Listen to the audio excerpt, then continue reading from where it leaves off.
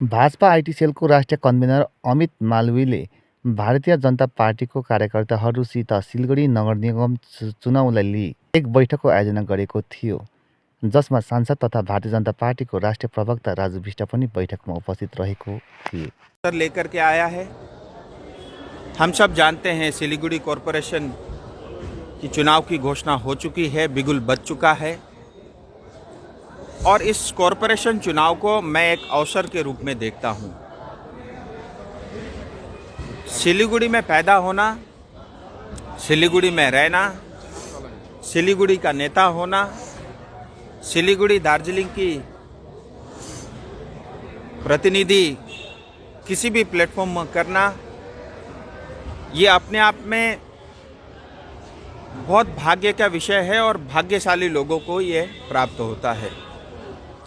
हिमालय की गोद में बसा सिलीगुड़ी शहर पूरे देश में, दुनिया में आपको दूसरा नहीं मिलेगा। इतने अवसरों से भरा हुआ ये शहर, हमारे चुनिंदा पार्टियां, कुछ नेता नेतृत्व, उनका पर्सनल इंटरेस्ट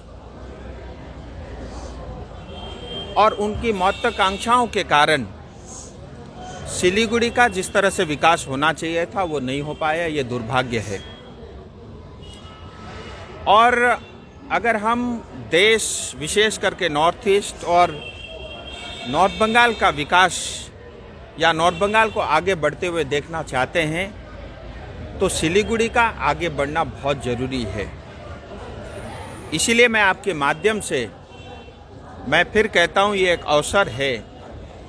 तमाम सिलीगुड़ी वासी, विशेष करके युवाओं से यह आह्वान करता हूँ, ये चुनाव टीएमसी या बीजेपी का नहीं है।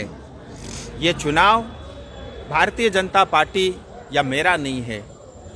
ये चुनाव सिलीगुड़ी के जनता का है। ये चुनाव सिलीगुड़ी के युवाओं का है। और जिस तरह से सीपीएम हो या उससे पहले कांग्रेस, सीपीएम या टीएमसी, ये तीनों पार्टियां और इनके बड़े बुजुर्ग नेता ये ट्राइड है, टेस्टेड है और पूरी तरह फेल्ड हैं। मुझे लगता है समय आ चुका है कि हम ऐसी पार्टी को चुनें जिसका विजन क्लियर हो, जो राष्ट्र को, अपने शहर को सबसे पहले मानती हो।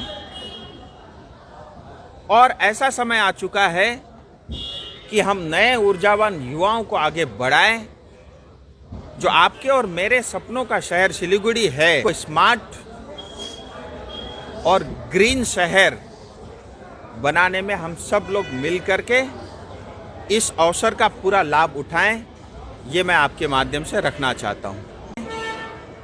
कई बार नेता आते हैं, कई बार जाते भी हैं, लेकिन मैं आपके माध्यम से एक ही बात कहूँगा, हम सब के लिए सत्ता, पैसा, कुर्सी या शासन करना ये प्राथमिकता नहीं होना चाहिए।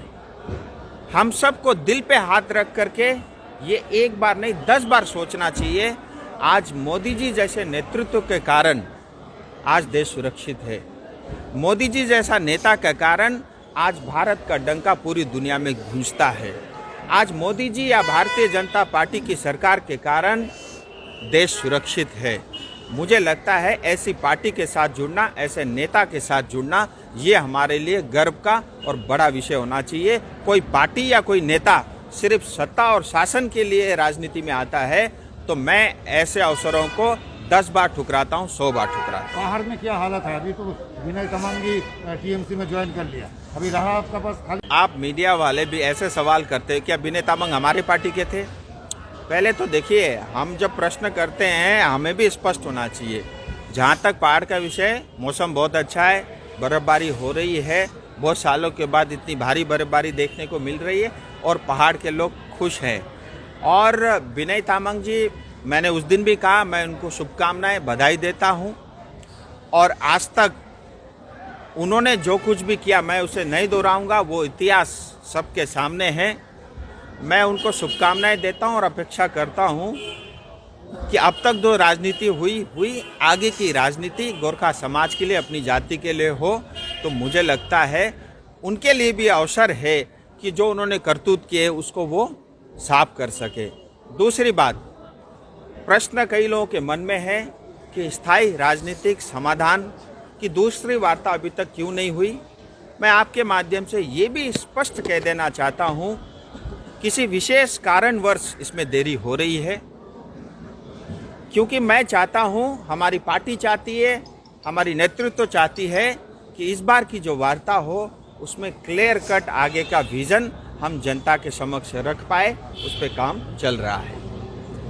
राज्य सरकार को जो राजनीतिक हल कीजिएगा। देखिए, ये उनकी समस्या है, ये हमारी समस्या नहीं है। और किसी भी समस्या का समाधान करने के लिए भारतीय जनता पार्टी के नेतृत्व और मोदी जी और अमित शाह जी काफ़ी है। फेडरल स्ट्रक्चर में हम सबकी इज्जत करते हैं, समान और तमाम लोगों को अवसर मिलेगा, वो आए अपनी बात रखे।